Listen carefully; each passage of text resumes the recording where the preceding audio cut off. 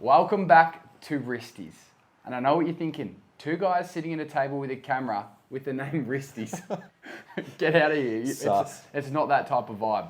Gab Scanu, one of my best mates, all the way to Sydney specifically for this video. Very privileged. To go through Gab's watch collection. My miniature watch collection. Now it is small, but it is very special, and it's the start of something special, I would say. It is, yeah. The title's probably going to say famous drone photographer, artist, NFT collector.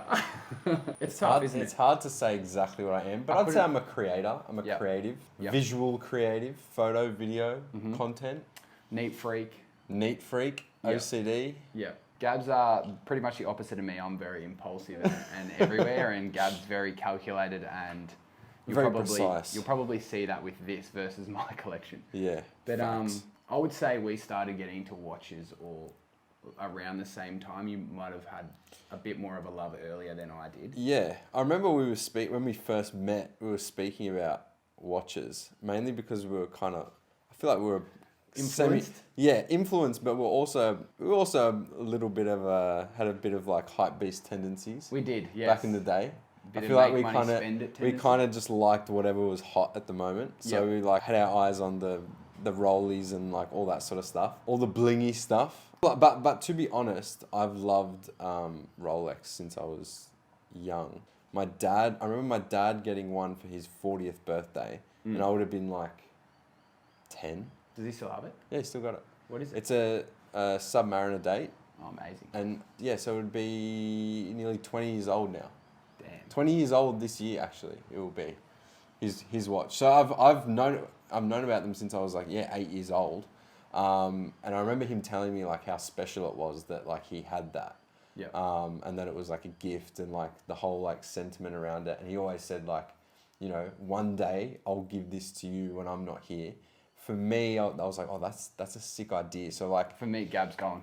No, but like a watch is like, it's more than a watch. It's like an heirloom, or it's like, it has history and it has like a story. And like, I think that's kind of what got me interested in it in the first place. Yeah, 100%. And that's why like Rolex specifically, I feel like I've been drawn to it. I think it wasn't like, just the bling and you know. But also when you look into the different brands and you look into like the history and the craftsmanship and like all those sorts of things.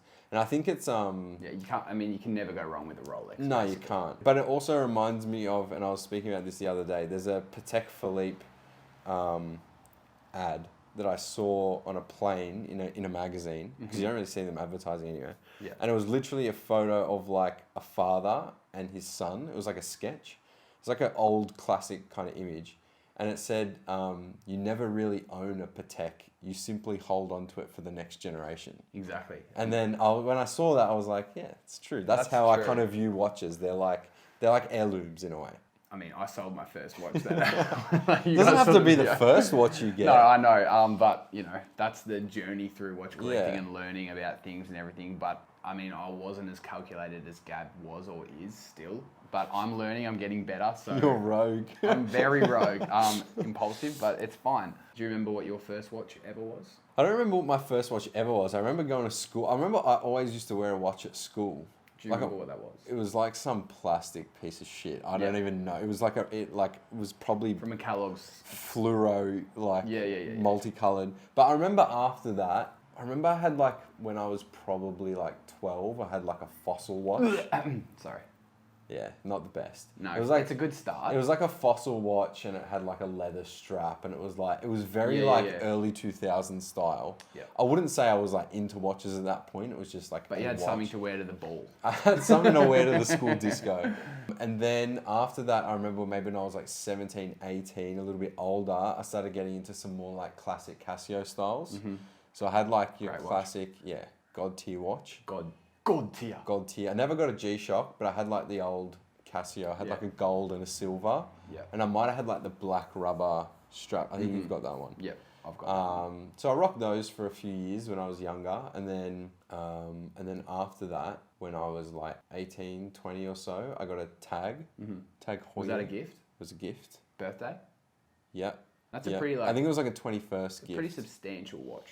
It is. It's a beautiful watch. It's not cheap. It's not a piece of shit. I still have it and I still wear it. It was a Aqua Racer caliber 5, 43 mil. Yeah. And to be fair, I always saw you wearing that, and I always thought it was a subby.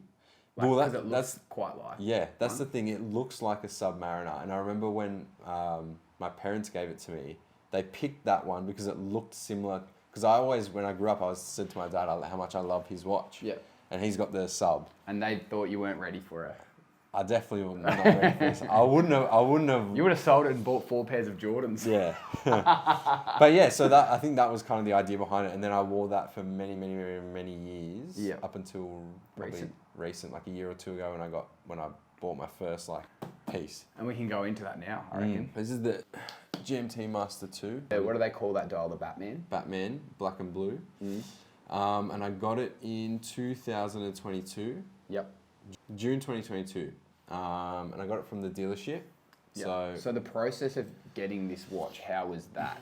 And how long did you have to wait? So I wasn't expecting to buy this watch, if I'll be honest with you. I wasn't really in the market for a watch because I just got engaged. That's usually what happens. And we were getting married the next year, so I wasn't really looking for a watch. But I had a friend who had bought watches, and he called me, and he basically said I've been offered this watch, but I can't buy it at the moment. Yep. Would you be interested? So you've just been handed a silver platter. Pretty much, because that's a watch. That's a watch that you can't get as a first watch, really, if you're going into a dealership. They're not going to give you a GMT Master 2. No. So I was very lucky in the sense that I had an opportunity to buy a watch like that at retail, and in my mind, I was like, yeah, I'm not planning on buying it, but I'd be stupid not to. But you'd be stupid not to.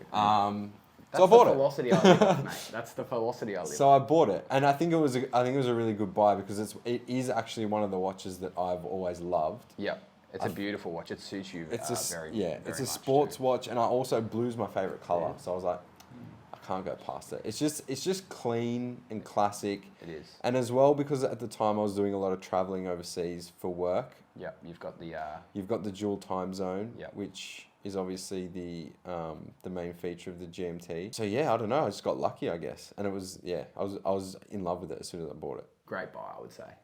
And this will be in your family probably for I don't know if I could sell it generations. Ever. First one.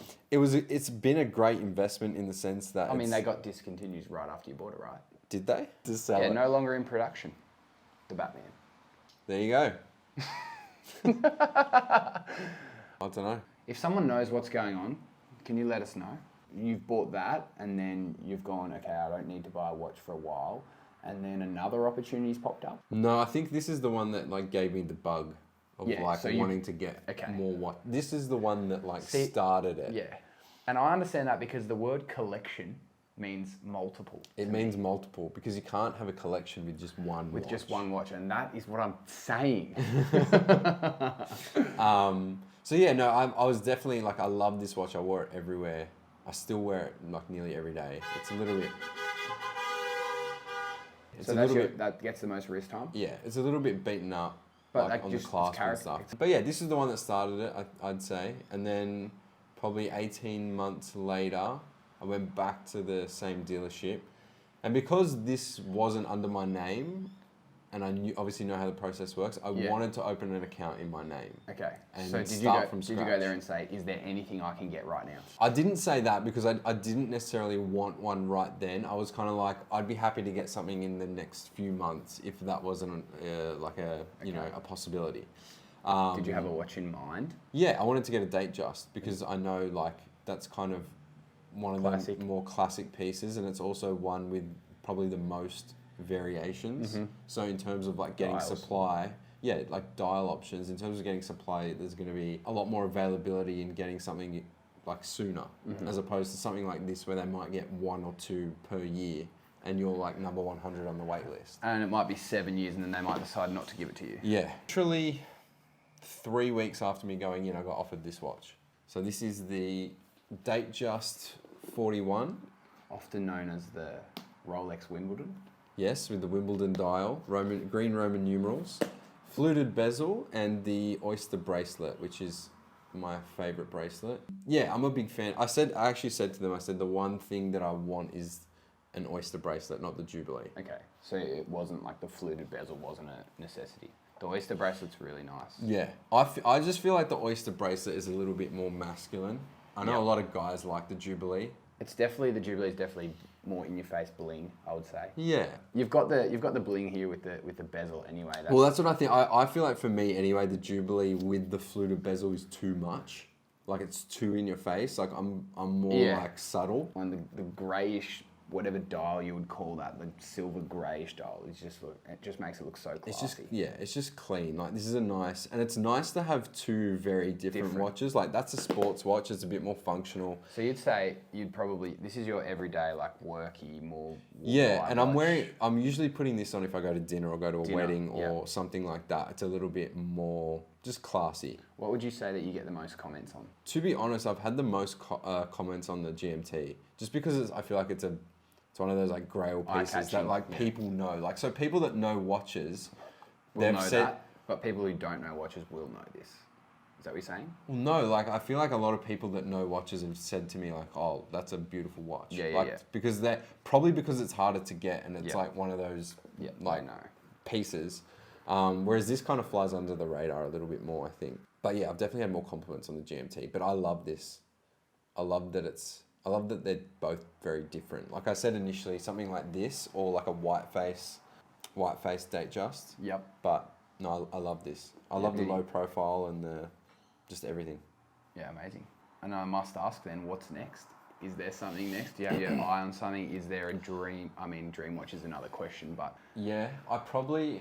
Would you go second-hand ever? Or vintage or second-hand, or would you... Potentially. Yeah, potentially. I haven't really thought about it too much. I'm happy to take my time with it and get retail prices. Smart decisions. And just accumulate over time. But like actual pieces that I love and that like I want to wear. Because I want to enjoy them as well. I don't want to box them and then sell them in 10 years. Like there's no point. No, you don't want to do that. That's not very watch collector vibe, is it? No. You don't really have a full dress watch yet. Like a leather band. No. Well, they've got they brought out that news at like the 19... Yeah, the new one. Point. 1908. The Rolex 1908. Yeah, 1908. It'd be interesting if they did like a steel option. I would love to get a leather strap watch. I'd love to get... I don't know. I don't think I would ever get a Santos because I don't know if I could rock a square face. Yep. Have you tried one on? It is different. I haven't. That's why I was hoping you brought yours. Yeah, well, you should have told me. Yeah, well. My bad.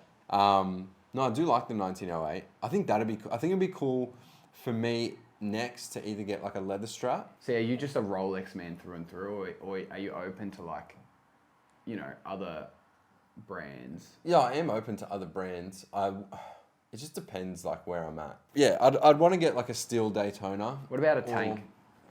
A tank? Yeah. Bit more rectangle, classic. Yeah, see, I feel like I can't do that. I feel like I can't do the Cartier ones. I don't know if it would suit me. It feels like we need to go to a second-hand shop. I think we need to try a bunch of stuff on.